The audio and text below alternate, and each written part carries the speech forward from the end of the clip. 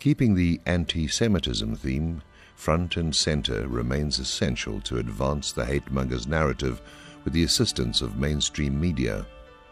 Thus, the Anti-Defamation League criticized the current cover of Time magazine for what ADL President Abe Foxman suggested was a portrayal of Israelis as more interested in making money than in striking a peace accord with the Palestinians. The article highlighted Israel's booming real estate market and the pleasure Israelis are taking in late summer vacations. Nevertheless, according to Foxman, the insidious subtext of Israeli Jews being obsessed with money echoes the age-old anti-Semitic falsehood that Jews care about money above any other interest, in this case achieving peace with the Palestinians. Foxman insisted that Managing Editor Richard Stengel issue an apology to readers both for the timing of the article and for calling up old anti-Semitic stereotypes about Jews and money.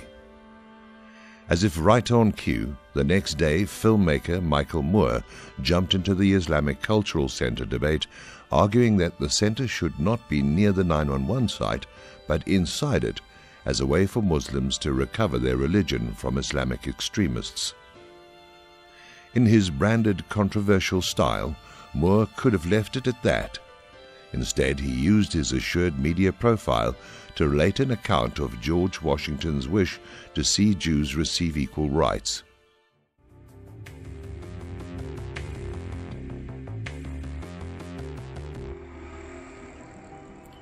From a PSYOP's perspective, the subject matter is secondary to the impressions left with the public. The embedding of imagery and emotion is the strategic purpose of much of what you see. For instance, Imam Faisal Abdul Rauf, speaking to ABC's This Week, said on September 12th that the controversy over the site of an Islamic cultural center has heightened concerns among Muslims of rising anti-Muslim sentiment, saying he felt there was growing Islamophobia in this country. That's a foreseeable result of creating widely shared impressions that foster and sustain widely shared beliefs that, in turn, are kept intact with emotional triggers. That's how the hate-monger narrative progresses in plain sight. When waging war in the shared field of consciousness, the most powerful weapon is often power of association. Michael Moore's film success shows how it's done. In his popular Fahrenheit 9/11, he deployed impressionistic weaponry to associate the war in Iraq with Bush oil. How was that done? He showed on film that one of the several dozen siblings of Osama bin Laden served on the board of advisors to the Carlyle Group, an investment banking firm in Washington, D.C. Also serving on that board was former President George H.W. Bush, the father of George W. Bush. Therefore, by the power of association, the war in Iraq was for Bush oil. Storylines don't need to be true, just plausible. The point of PSYOPs is not reality, but credibility. Impressions gain the traction required to advance a storyline in plain sight. Consensus beliefs create and sustain a narrative in plain sight. PSYOPs succeed when they attract enough eyeballs to misdirect the public's attention in plain sight. Fahrenheit 9/11 was produced by Miramax, a Disney subsidiary.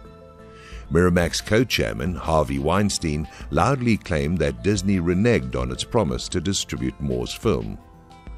Disney chief executive Michael Eisner objected just as loudly. The high-profile sparring between these two Hollywood titans dragged on for months in mainstream media. By the time the film was released, the interest generated by this dispute ensured that Moore's film opened on a record number of screens for a documentary. At virtually no cost, that public relations ploy helped ensure an international audience for a film that discredited not only the US, but also the office of the president. In its practical effect, the Moore film helped ensure there was virtually no mention of how key Zionist goals were advanced by this war in plain sight.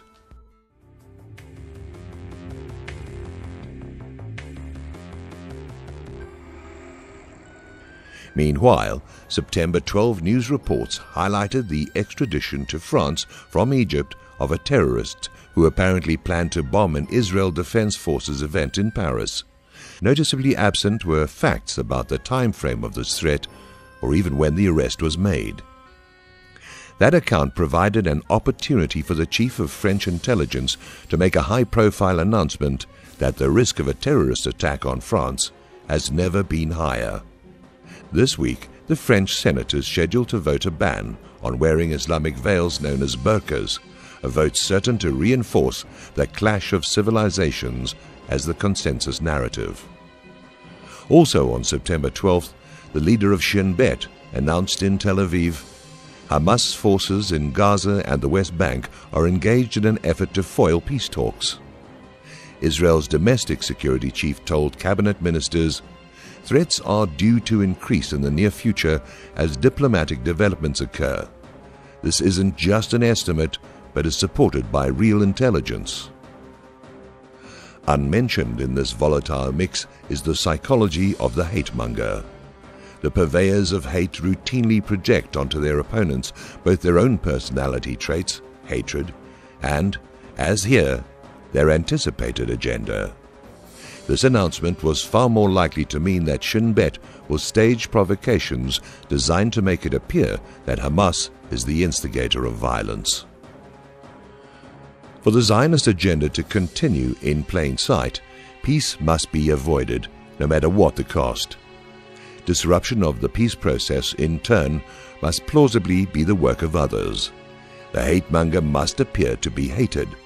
The aggressor must plausibly appear to be the victim. Thus the need to portray an anti-Semitic, a hater, those who document the dynamics of how hate-mongers induce hate in plain sight.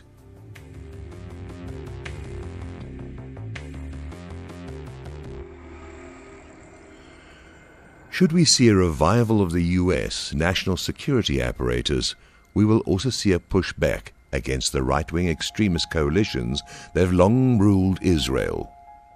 However, any resistance to the Zionist agenda runs the risk that Israel's masters of game theory warfare will collapse another government. That's how Tel Aviv responded when, in June 1963, President John F. Kennedy pressured David Ben-Gurion for inspections of Israel's nuclear facility at Dimona. This young president sought to ensure that the Zionists of that era did not start a nuclear arms race in the Middle East. He foresaw what we now see. Before JFK's strongly worded letter could be physically delivered, Ben-Gurion resigned, citing undisclosed personal reasons. By the time a replacement governing coalition was in place and fully functional, the Kennedy problem had been handled. In the parlance of national security, that's called an entropy strategy. Fast-emerging circumstances suggest the likelihood of a similar strategy, particularly should there emerge any prospect of peace with the Palestinians. As Israeli Foreign Minister Avigdor Lieberman candidly puts it, peace is impossible. Not next year, and not for the next generation. Should Bibi pressure this fragile governing coalition for an extension of the temporary partial freeze on settlements, members of his nationalist government could withdraw, collapsing the government.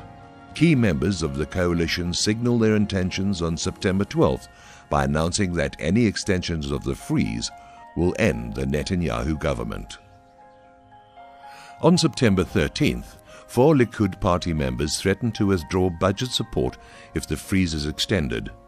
That threat was issued as Netanyahu departed for peace talks in Sharm el-Sheikh with Palestinian leader and U.S. Secretary of State Clinton. The recurring possibility of governmental collapse has long given Tel Aviv leverage over peace talks sought by the U.S. That era may soon draw to a close if our national security apparatus is now guiding U.S. foreign policy. To date, our elected officials have proven themselves unable to navigate through the manipulation often deployed by Israel to stymie agreement on the terms of a peace accord. Tel Aviv knows the power that the perception of political vulnerability offers in negotiations. When the game theory dynamics of Israeli psyops are fully grasped, that leverage will quickly dissipate as negotiators realize they have long been manipulated. That makes the duplicity personal. The key barrier to realizations is the fast-fading belief among policymakers in the US and the EU that Israel is an ally and a friend rather than a sophisticated foe skilled at using deception to leverage its small numbers to great effect. Though collapse is one possible strategy, Bibi may instead be assassinated. The threads of a plausible storyline were laid on a September 9th article in Haaretz.com, where he was compared to French President Charles de Gaulle, against whom French nationalists staged numerous assassination attempts. Either approach would inject enough entropy into the peace process to sustain the Palestinian conflict and extend the occupation yet again. Either strategy would strengthen the hand of the hate-mongers as settlers build another 19,000 homes and US legislators continue to pretend that the Zionist state is a victim of anti-Semitism rather than a serial agent provocateur.